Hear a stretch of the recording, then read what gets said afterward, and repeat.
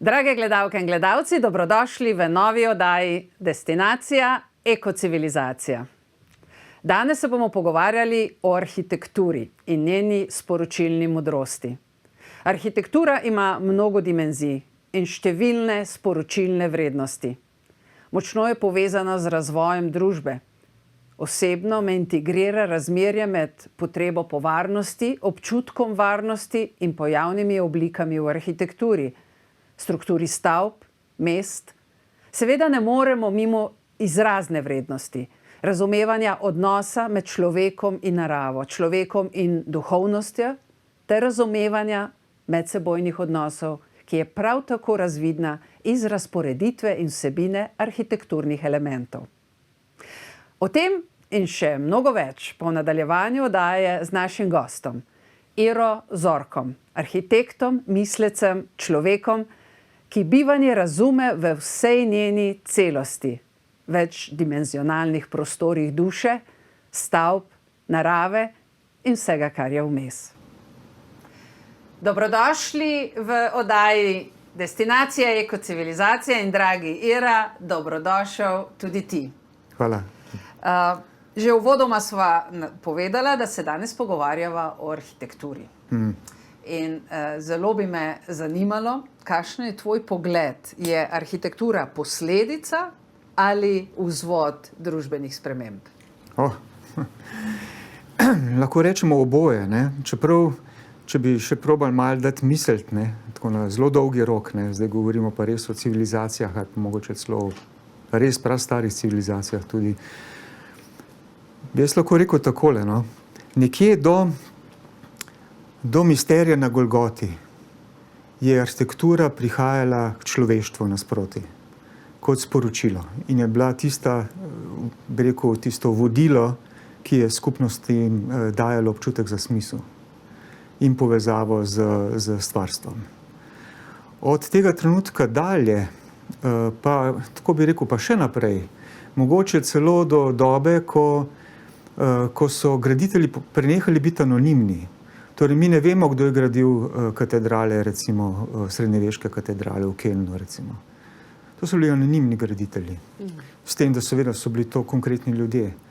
Ampak od takrat naprej, recimo, če preskočimo k Brunelleschi, recimo renesansi, pa vemo za graditelja, od takrat naprej je pa stvar obrnjena.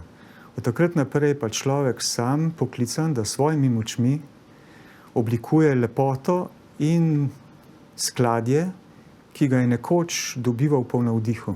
Kakšna je torej posledica? Kaj je sledilo tej individualizaciji arhitekture, če lahko jaz uporabim ta izraz? Ja, sledilo. To, kar doživljamo danes. Filozof Tine Hribar je nekoč, sicer v arhitekturi je zelo malo pisanega, ne, tako bi rekel, sploh filozofsko, ampak pa tudi malo se je res razmišljal o njej, mogoče ravno zaradi tega, ker je on tudi rekel je namreč, da arhitektura 20. stoletja ni več arhitektura, ampak je samo še tehnotektura. Torej, izgubila je ta svoj arhe, to svoj smisel, svoje bistvo. Torej, arhe je ena prav stara beseda, ki nas vodi na sam začetek, v sam izvir obstajanja, smisla obstajanja, v sama vprašanja obstoja. In arhitektura, kolikor je arhitektura, pravzaprav se mora dotikati na različne načine tega osnovnega vprašanja. Pa te lahko še malo popeljem nazaj, ker se mi je zdelo zelo intrigivno, kako si razdelil ta anonimni del arhitekture z individualizmom in poimenovanjem mojstrov, če lahko temu tako rečem, ki so začeli ustvarjati arhitekturo. Kakšna je modrost, ki jo lahko morda vendarle prinesemo v sodobni čas iz tega prvega obdobja? Ta arhitektura še vedno deluje na človeka in ravno, recimo, že sam tako preprosto dejstvo, ko človek pride v Ljubljano, si pogledati mesto, on ne gre na periferijo, ne gre gledati neka nova naselja celo, ne, lahko rečemo, ali pa nekih predmestij, ne. On gre v srčiko, ne, gre na mestni trg, ne, gre v samo osnovno jedro mestne skupnosti, ne. Tam on najde svoj navdih. On ne gre samo iz radovednosti, kako je bilo, ne, po to staro, ne, ampak vse tu je le fotografija, če boste dali, ne, recimo to je ravno pogled na ta mestni trg, ne. On to lahko doživi danes kot en svoj ideal, še prihodnosti tudi, ne. Zato on hodi tja. Ne. In tam je tudi nekako, bi rekel, jaz mislim, tam je njemu nekaj dano. Za razliko od novodobnih velikih okolij, recimo sploh kakšnih nakupovalnih središč, tam se človek zelo hitro postane utrujen, recimo, ne. Sploh sodobna mesta. Glih zaradi tega, ker so tako dizajnirani na nek učinek, na nek performance, pa skozi nekaj zahtevajo od človeka, skozi nekaj hočejo od njega. Ta stara mesta pa v bistvu nekaj dajejo. In človek gre rad tja, kjer nekaj dobi. Ne? Zelo globoka misel, ki me pripelje do naslednjega vprašanja. Torej, če arhitektura izraža nek odnos do človeka, torej govorimo o nekem odnosu. Že nekaj časa pri meni zveni neko vprašanje, ki tega bom zdaj z veseljem tudi postavila. Ali lahko v teh arhitekturnih rešitvah najdemo tudi človekov odnos do neke varnosti ali še celo česa več? Katere so tiste vrednote, ki jih lahko najdemo v različnih pojavnih oblikah arhitekture? No, če misliš na varnost kot nekaj, kar je pravzaprav zaščiteno, kar recimo, osnovni element arhitekture je recimo zid. S tem, da je zanimivo, stara grška beseda za zid ne pomeni konca, ampak pomeni začetek. To v tem smislu je ta odnos, ki ga zid spostavlja, lahko zelo, zelo različen. Lahko je zid tako narejen, da je v bistvu dematerializiran. Lahko je zid tako narejen, da pripoveduje in odpira. Lahko je pa seveda zid narejen iz strahu pred neznanim sovražnikom in v bistvu pušča tistega na drugi strani v trepetanju, kdaj bo ta nevidni sovražnik udrl čez ta zid in ga napadel. A imajo različni kontinenti, recimo vzem v primer zidu, različen odnos do zidu? A lahko vidimo neki evropski koncept razmišljanja, azijski koncept razmišljanja, bi nas popeljal malo okoli sveta in razložil te odnose? Jaz sicer nisem strokovnjak za nobeno teh kultur, edino koliko sem jih doživel, pa opozoval sam na potovanjih. Jaz mislim, da se vsi ti odnosi tudi tam srečujejo. Torej, je pa jasno, da skozi epohe, skozi različne kulture je ta odnos se spreminjal. Predvsem je to vidno pri sakralni arhitekturi. Plečnik je nekoč dejal, ne samo hiša, ampak duhovno prebivališče je naloga arhitekta, ko ustvarja za človeka. Torej, in zato je sakralna arhitektura bila vedno vzor profani arhitekturi. In bolj, ko se je ta človek individualiziral, bolj je tudi gradil sebi bivališča po vzoru teh sakralnih objektov. Do danes, seveda, ko je to, recimo, s to tehno arhitekturo pač preminulo. In zato se tudi zatekamo mi k starim formam, ker tam še pročelja teh stavb še govorijo človeku o njem samem. Torej, kar naenkrat se zato tudi rečemo, da stojimo pred licem, pred obličjem, pred fasado, pred stavbo, pred licem stavbe. Zato, ker ono izžareva pravzaprav človeka. In v tem smislu je človek enkrat bil poklican, da vstopi, nekoč pa tudi, da ne vstopi, torej, da se uči v samem zrcaljanju med arhitekturo in njim samim. Sva pa omenjala že prej v pogovoru en lep primer, bi rekel, enega občutka za varnost, kot recimo ga človek lahko doživi v Kyotu. Se želela navezati. Čeprav vemo, da je tudi to bilo otrnjeno mesto, ampak vendar človeku tam očitno je spoznal, da je veliko boljše sovražnika pričakati na odprtem, da veš, kdo je in kdaj pride, kot pa trepetati recimo za 7 ključavnicami. In to se je tam zelo lepo izrazilo v, mislim, vsaj 100 metrih pasu belega peska, pograbljenega, tako da je človek slišal in videl, kdo prihaja in odkot prihaja. Medtem ko v Evropi smo zidali zidove, gradove na visokih hribih oziroma celo v gorah, da bi preprečili dostop sovražnika do svojih vrat. Ja, to je ta poskus, da preprečiš karkoli, najhujše, ampak ponavadi je tako, da je sovražnik pravzaprav že v tebi samem. In arhitektura nas zna to tudi pokazati. Tudi to. Če pogledava sporočila iz preteklosti za današnji čas, katero sporočilo bi bilo tisto, ki bi ga ti izluščil in rekel, arhitekti, poslušajte to sporočilo? No, vse arhitekti ga verjetno poznajo, ne. Torej, ne vem, recimo jaz bi mogoče povedal to, do česar se je dokopal Semper, recimo. Semper je bil en iskalec smisla arhitekture skozi različne tradicije. Torej, on je hotel izluščiti, kaj je skupno tradicijam. V odnosu do česa se je tradicija vzpostavljala vedno znova in iskala svoj izraz, vedno nov seveda, ne.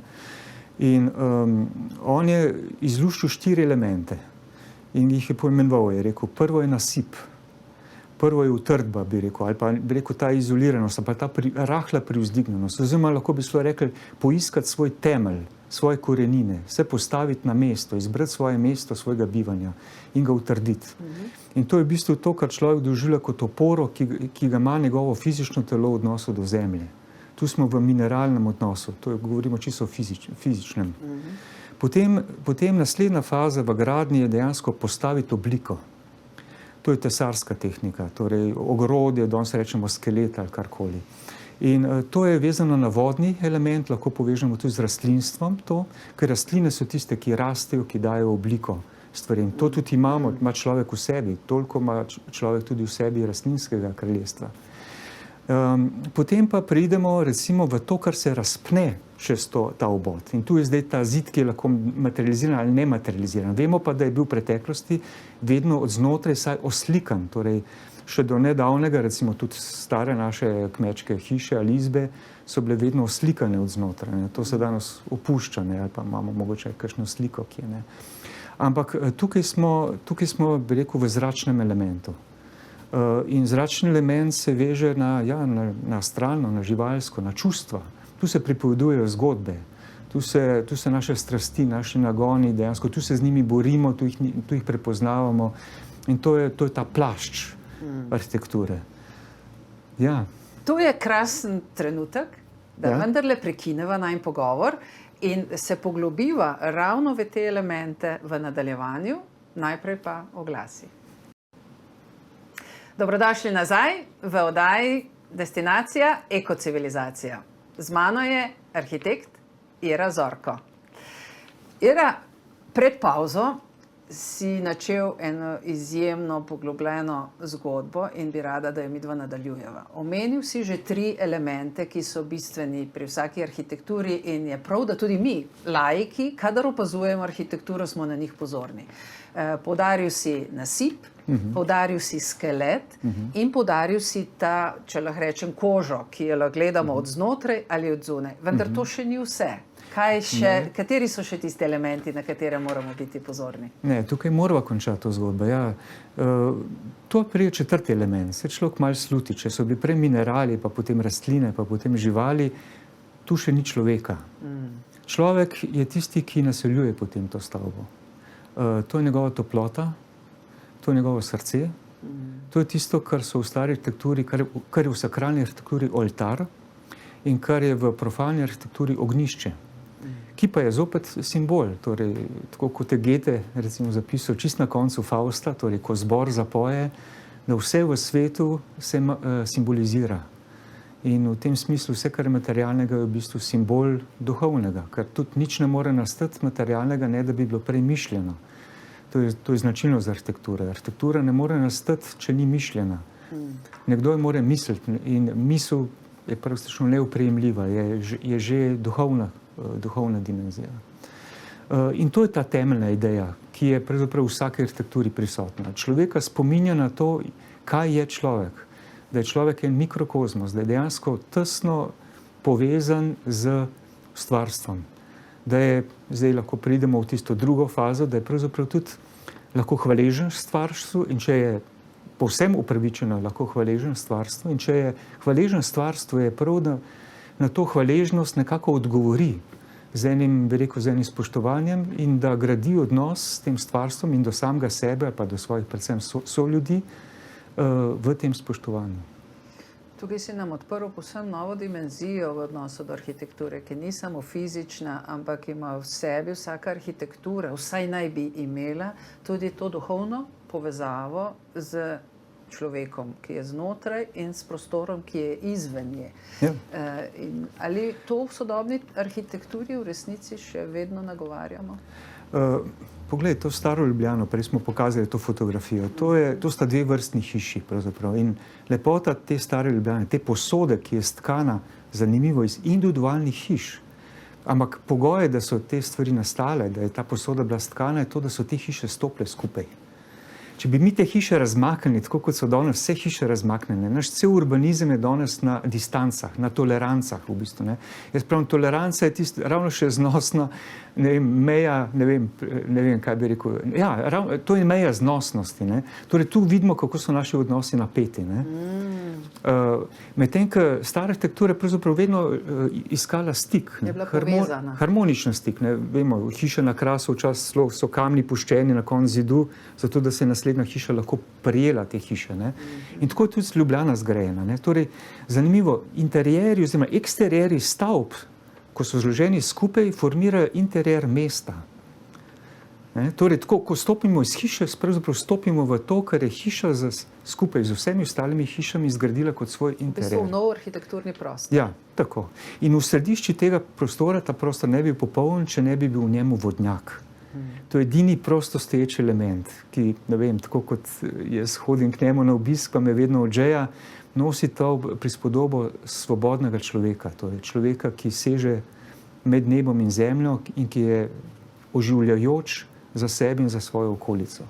In voda hkrati je tudi nosilka informacije, ki povezuje nebo in zemljo in vse živo, ki skozi nas se namreč voda tudi pretaka in s tem povezuje vse skupaj v neko celoto. Prav gotovo, skupaj z zrakom seveda, ker vemo, da je veliko vode tudi v zraku. Ta dva elementa sta prepletena. Ne? Lepo sva to zgodbo pripeljala v eno celoto. Jaz bi te pa povabila v en nov komentar. Namreč nekje sem prebrala en zelo zanimiv tvoj citat. In sicer pravi takole. Na vsakem koraku smo skušani k udobju. Vsi nagovori gredo v to smer. Udobja si želijo vsi. Zakaj si ga ne bi tudi vi? V ozadju tega so ozki interesi, ki senčijo naš prostor. Globoko smo vstopili v nevarnost, da postanemo orodje svojih orodij. Bi lahko, prosim, to malo razložil? V meni je to zelo močno zavibriralo kot poziv k razmisleku. No, najprej moram reči, da je znotraj tega citata še en citat. Ne. Jaz namreč tudi citiram Andrija Thoreauja, ki je že, torej, to je čas, recimo, Prešerna, ne, recimo konec sreda 19. stoletja, ko on zasluti že to nevarnost. In reče, človek mora paziti, da ne postane orodje svojih orodij. Ne. Zdaj, malo že vemo, kaj je on s tem mislil. Ne. Vedno bolj se mi zdi, da nam je jasno, kaj je s tem mislil. Ne. In je vezano delno na udobje. Ne. Mi vemo, da je on bil začetnik te državljanske nepokorščine. On je enostavno v enem trenutku videl, da energija, ki jo on daje družbi, dejansko se zlorablja. Torej, da on je konkretno reagiral na davke, torej moj denar naj ne bi šel za stvari, s katerimi se ne morem strinjati. Torej, rekel je ne v mojem imenu. Ampak tukaj pa mislil seveda na to, da seveda stvari lahko človeku pomagajo, ne? Ampak ne morejo ga pa nadomestiti. Ne? In mi pa danes ravno zaradi udobja največkrat. Ampak jaz nisem proti udobju, seveda. Je že fajn, da si naredimo stvari tako, kot je prav. Ampak tu je zdaj problem, da nam drugi govorijo, kako so stvari prav. In nas pravzaprav skušajo, bi rekel, zapreti v eno opno enih užitkov, bi rekel, enega pretiranega udobja, ki nas v bistvu zasužnjuje. In zato si mi cel kup enih pripomočkov in enih birgel izumljamo, ki pravzaprav potem nas tako, bi rekel, pomehkužijo, da kar naenkrat smo od njih odvisni postanemo. A te smem vprašati, a ti zaznavaš to stanje duha tudi v sodobni arhitekturi? Ja, izrazito. Te hiše danes so že take, da včasih je veljalo, da je človek v hiši tako kot duša v telesu. Ne. Torej, človek je oživljal hišo, ne. On je zakuril ogenj. Ne. Prvo, če bi šla v staro, recimo, to kanonizirano kmečko izbo, recimo, ki se je reče hiša, ne, to je bila hiša znotraj hiše, ne. Torej, ta kot, severovzhodni kot, pa potem jugovzhodni Bokčev kot, recimo ta dialog med Bokčevim kotom in Krušno pečjo, kjer, ko sonce, recimo, omaga, potem človek vstopi in dejansko dopolni in zakuri ogenj in to nacepi drva in zakuri. Današnje hiše so pametne, ne? Počas bojo pametnejše od nas, ne? In nas bojo mogoče tudi kdaj pognale čez prak, ne? Bojo rekla, nisi primeren, ne? Recimo za nas, ne? Če se vrneva k tvoji prejšnji dikciji, ali je to nek naboj sonaravnega razvoja, sonaravne arhitekture, kateri vem, da si tudi ti predan? Ja, sigurno je, tukaj se v enem trenutku je prav, da se človek ustavi in premisli, tako kot si rekla. In potem dejansko na podlagi tega premisleka sam poskuša zopet, zdaj pa tu bom pa rekel, kar je glavni izziv danes, torej z ljudmi, ki si delijo čas in prostor. In to vemo, mi se danes zlahka povezujemo z istomislečimi ali pa z podobnimi, recimo generacijsko ali karkoli. Ampak da nastane skupnost, ki je sposobna se med sabo danes v tem svetu srečati v konkretnem prostoru, v vsej različnosti in s to skupno močjo, pa s temi razlikami zgraditi odnos in tudi graditi robne pogoje svojega življenja in bivanja, to je danes izziv za človeka. Bi bil pripravljen podeliti tvoje razumevanje za naše gledalke in gledalce, kaj je to sonaravno arhitektura in sonaravno bivanje, ker bova ta izraz uporabljala še v nadaljevanju. Kako bi to opisal? Mogoče je to samo en element, recimo v eni danes precej potlačeni pravzaprav, ne? Mislim, očitno je duh časa tak, da proba te stvari zatreti, ne? Ampak prav to, kar sva prej govorila, to sposobnost ljudi, anonimnih ljudi, ne? Torej ljudi, ki niso interesno povezani med sabo ali pa so povezani v tem najbolj splošnem občečloveškem smislu, ne? In tukaj bi danes, če hoče politika danes iskati konsens pri gradnji tudi mest, mora začeti tam, kjer je konsens občečloveški in tam ga bo tudi zlahka dobila, ne? Medtem, ker bolj, ko bo interes ozek, ne, težje ga bo dobila, ne? Ampak problem je, da danes živimo v interesni družbi in ožji ko interes bolj je razumljiv danes, bolj je prebojen za politiko ali pa za zakonodajo, kar je zgrešeno z tem osnovnim bistvom. Sonaravna gradnja pa hoče ta vzrok in posledico zopet približati v območje človeka, torej da se človek lahko po svoji vesti odziva na stvari in ima možnost jih spreminjati. To je krasen trenutek tudi za krajšo prekinitev in z vami bomo ponovno takoj po oglasih. Dobrodošli nazaj v oddaji Destinacija ekocivilizacija in z kolegom Iro bova nadaljevala pogovor o arhitekturi in njeni sporočilni in transformacijski vrednosti za družbo. Končala sva pri sonaravnem razvoju in tukaj se mi poraja eno vprašanje, ali lahko tudi v arhitekturi vendarle navkljub tem številnim vila blokom, ki so zelo enostavna in zelo kvadratna, zaznavamo tudi neke nove premike, neke nove, celo bi rekla, antiteze tem brezizraznim podobam. Ali je lahko arhitektura tudi avantgardna? Zdaj v tem trenutku misliš? Ali pa če imaš dober primer iz zgodovine, pa da je to spodbuda, da vendarle arhitektura lahko je tudi avantgardna. Hočeš reči, če arhitektura lahko spreminja družbo, recimo? Ja, večkrat se je reklo, ne, da arhitektura ne more spreminjati družbe, ne. Zdaj, če jaz gledam na našo povojno gradnjo, recimo, če se ravno na to vrstno gradnjo, ki se jo prej kritizirala malo, mi vemo, da recimo po vojni se je strašno uveljavlja ta prostostoječa enodružinska hiša, ena tipska hiša, ki se praktično jo vidimo povsod, ne glede na to, kako bogata je bila prej likovna dediščina in kako različne so naše pokrajine bile in kako različno so naši predniki pravzaprav se odzivali na tiste lokalne danosti, ne. In je bila v smislu te družbene, bi rekel, revolucije, ne, kjer je bilo treba, recimo, preoblikovati kmečko, recimo, žival ali pa recimo meščana, pravzaprav spraviti na isti imenovalec, ne, in smo potem dobili te, na pol proletarske, bi rekel, stavbe, ki simbolizirajo ta premik. Torej, vemo, da so bile visoko pritlične, da je bilo treba človeka malo odrezati od tal, od neposrednega stika z okolico, z vrtom, da so bile to noter samo posamezne sobice, ena stopnišča, so bila veliko hodnikov. Skratka, ta atomizacija, pa še hiše so ostale, tako bi rekel, na sredo parcele, okoli njih je bil tisti ozek pas in so pravzaprav gledale ena drugi to je tista druga fotografija, ne vem, če so vmes pokazali, ne, ta atomizacija, ne. In hkrati en panoptikum, tam ni bilo nobene intime, ničesar, ne. V tem smislu mislim, da je to bilo tako množično in tako, bi rekel, vse splošno usiljeno, ne, tudi pod nekimi ugodnostmi, ne, in pod eno pretvezo, da pravzaprav mi napredujemo, da pravzaprav vse, kar je bilo v preteklosti, je bilo pravzaprav uborno ali pa nevredno ali pa... In do neke mere je bilo to tudi gotovo res, ne, ampak ta val te gradnje po vojni je sigurno transformiral ljudi, nas pravzaprav mogoče tudi naredil bolj dovzetne, da tudi danes lažje sprejemamo, bi rekel, to zelo otvojeno, brezosebno gradnjo ali pa se zapiramo v neke svoje lastne zopet. Tukaj gre torej za nek evolucijski proces, ki bi se lahko nadaljeval tudi v kakšno drugo smer in potem ponovno prebujal človeka na drugi ravni. Trenutno, čeprav razumem, pa strmimo k nekemu enoumju oziroma neki univerzalni podobi. Ja, zelo smo ranjeni v tem smislu. Ja. Mislim, te hiše, ki danes gradimo, nas ne bojo tolažile, ko bomo prišli v stisko.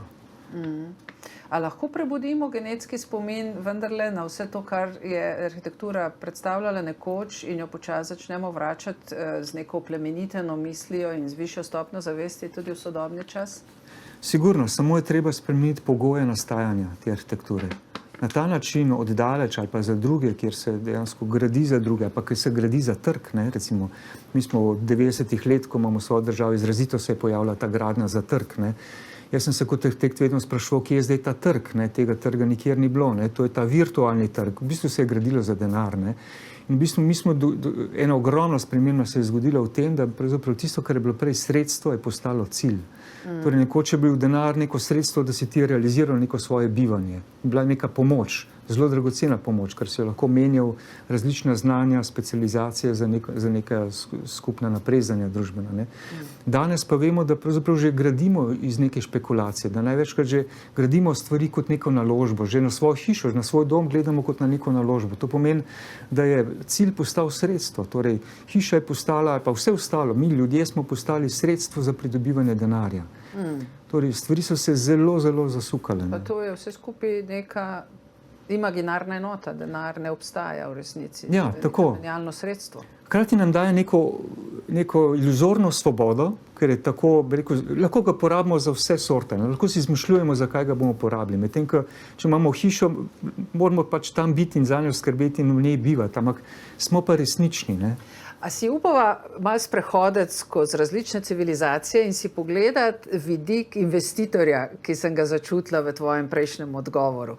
Če bi pogledali, kdo so bili v resnici investitorji in kakšen je bila namen gradnje stavb, pa poglejva malo stare civilizacije. Lahko greva nazaj do Aztekov, lahko greva v srednji vek v Francijo ali v Španijo, ali pa ne nazadnje v današnji čas. Bi znal potegniti neke primerjave? Ja, to v bistvu je kar težko narediti, ne. Jaz bi se mogoče osredotočil na eno zgodbo, da bomo videli, kako pravzaprav, ko govorimo o poteku civilizaciji, zopet govorimo o nekem življenju. Torej, vsaka civilizacija ima svoje seme, svoj razvoj, ima svojo, bi rekel, tisto razcvet in da tudi en svoj plod, eno svoje spoznanje. Včasih tudi na račun nekega drugega spoznanja. V tem smislu se dograjujejo te civilizacije. Recimo primer, ne vem, recimo vsa srednjeveška mesta, ki so osnova evropskih mest, so praktično večinoma nastala iz samostanov. Celo tukaj v Ljubljani, recimo glavni trgi, kjer se mi kot meščani srečujemo, je tržnica, torej zopet področje enega bivšega samostana, ali pa recimo Kongresni trg, ki je zopet nekoč bil samostan. Torej, to so bila ta jedra, bi rekel, ene luči, enega spoznanja, ki je skozi še neko antično modrost moral preživeti eno barbarsko obdobje enega kaosa družbenega, v katerega morda zopet danes prihajamo, in je bil zato na nek način otrdel vase, ampak je pa ohranil stik z nebom in stik z globino enega vodnjaka, ne. Ampak zanimivo, da kasneje je iz teh jeder, bi rekel, je nastala, bi rekel, eno civilno civitas, ne. In te samostani so se razpustili, tako kot se seme razpusti na koncu, in nastal je nek javni prostor, v katerem se danes vsi združujemo. In najlepše je danes iti v Pariz, recimo, pa se sprehoditi po Versailles, kjer vidimo, da otroci hodijo ali pa se učijo hoditi, nekdo igra šah, nekdo pleše, nekdo ima koncert. Celo, ne vem, pa vse rase tam vidiš, ne, torej celo človeštvo je povabljeno, da se sprehaja po prostorih, ki so bili ustvarjeni takrat pravzaprav za neko elito ali pa mogoče samo za enega človeka. Ne morem se izogniti vprašanju, kaj pa Slovenija? Ali smo uspeli razvijati arhitekturo in koncept prostora na isti način, s tem, da se je nekaj zasadilo in se je seme potem raztrosilo okoli. Ali vidiš tudi v slovenskem prostoru to vrstne Versaje, kjer se dogaja ta družbena dinamika in ta raznolikost?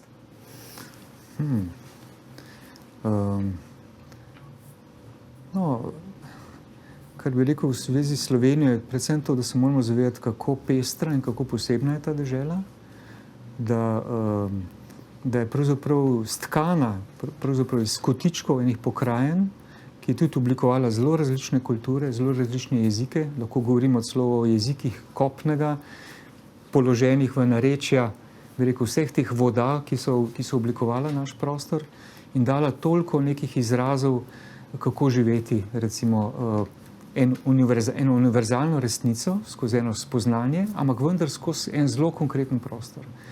In to smo žal v veliki meri v 20. stoletju izgubili, smo kar močno ranjeni, ampak mislim, da se danes, ne vem, gledam včasih naša naselja ali pa jedra vaška in vse to, ampak vidimo, kako so izvrtljena, kako so tiste stare hiše, ki še držijo identiteto prostora, največkrat že načete ali pa skoraj že odpisane. Jaz v njih vidim en potencial, da če bi se skupnost prebudila, ker bi pustila malo ta globalizem za sabo, ker vse, kar je globalno, je hkrati tudi lokalno. Torej, ni globalnega brez tega, da je na vsakem koščku pravzaprav nekaj lokalnega. Razen, če govorimo, da se vse izbriše in da dejansko je samo neka centralna vlada, nek nadzor, neka totalna transhumanizacija. Mi pa moramo ukrepiti pravzaprav neke lokalne centre, prav te prostore in tukaj mislim, da tradicija lahko odigra to zatočišče, ki ga mi lahko danes naselimo, bi rekel, z enim novim odnosom do preteklosti. Ne morem se potem po vsem tem, kar si povedal in razložil, izogniti vprašanju, kakšna bo arhitektura prihodnosti. V kam mi pravzaprav zdaj vstopamo in ali že vidiš zametke danes nečesa, kar lahko nastane jutri? Te zametke vidim v tem, da so včasih postajajo pisma bralcev v časopisih bolj zanimiva, kot so članki. In vidim, da oblast absolutno podcenjuje moč ljudi, ki seveda so polni znanj, polni uvidov in to jim je dala, bi rekel, sigurno ena informacijska doba, ki pomaga človeku, da so mu stvari dostopne, ki se zna tudi omejiti, pokazati svoj interes.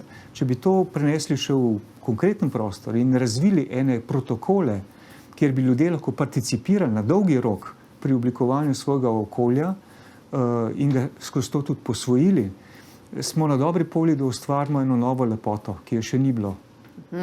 To je pa tako lepa zaključna misel, Jera, da predlagam, da tukaj tudi zaključiva. Hkrati pa najne poslušalke in poslušalce predvsem povabiva in upam, da ste uživali v najnem pogovoru, k razmisleku in premisleku, k oblikovanju vaših lastnih pogledov na današnjo temo. In ko se boste srečevali z arhitekturo, ne pozabite razmišljati tudi o njeni duhovni dimenziji. Ko se boste odločali kot investitor, pa vas tudi vabim k razmisleku, predno se odločite za končno rešitev. Naj bo to klic k prebujanju tudi v prostoru. Hvala lepa in se vidimo naslednji torek ob 17. Hej, Samuel. Hej. Kako je? Ja, super, hvala lepa za povabilo v tak prekrasen studio in čestitke za oddaje, super. Hvala lepa. Prosim. Kaj se dogaja? Ja, nič, jaz sem prišel ti osebno povedati, da v bistvu ena pesem mi je zelo všeč, ki si jo dala na Facebook. Ja. In narod moj, to bo tale, jaz sem tukaj na sabo svoj blokec. Prej sem pogledal, pokukal in narod moj, ti moja pesem imaš. Ja. Jaz bi bil zelo, zelo ponosen in vesel, da če bi lahko jaz uglasbil to pesem in bi dal mogoče drugačen naslov, zaradi da ni predolg narod moj, če ti je okej, seveda, in jaz imam že neke ideje. Ljubez, meni srce kar takole dela, a lahko poskusimo. Imam neke ideje, ker včeraj sem že nekaj testiral doma, pa ne vem, če ti bo všeč, če ti bo povej. Zelo me zanima. Pesem bi šla tako, moram malo še prebrati, veš. Utrujen si moj narod stari, zato težko spregledaš, vidiš, v kaj si vpet. Ražanjen si, zato težko odpuščaš, v srcu si izžet. Globoko v sebi nosiš žalost, zato težko verjameš spet v boljši svet. A ti je okej? Povej, kako naj te objamem, da začutiš, da ni v tebi gre. Refren pa zamisli tako. Spomni se pomladi žvrgolenja, spomni radosti, ki ustvarja njega da. Spomni se ljubezni, bujnega življenja, dotika pesmi, resnic v nederih sveta. No tako, nekaj takega bi jaz sestavil, ampak jaz bi to naredil s celotnim bendom. Imam v glavi nek blues in zdaj, če mi ti dovoliš, če mi daš zeleno luč, jaz grem takoj v studio, se zaprem, posnamem in dam ven pesem. Če si za, bom res hvaležen. O denarju ne bova govorila, a ne? Ne, ampak kar tresem se od vznemirjenja in res vibracija kitare in tvojega glasu. No, super. Jaz sem zelo vesel, ker sem doma že razmišljal, ti bo všeč ali ne, ker nisem vedel, v katero smer naj grem, pa glej, če mi ti rečeš, da je okej, grem takoj s tem. Kar zdaj. Kar gremo. No, Super, hvala. najlepša hvala. Ajde, komaj čakam, da slišim v Hvala lepa, hvala.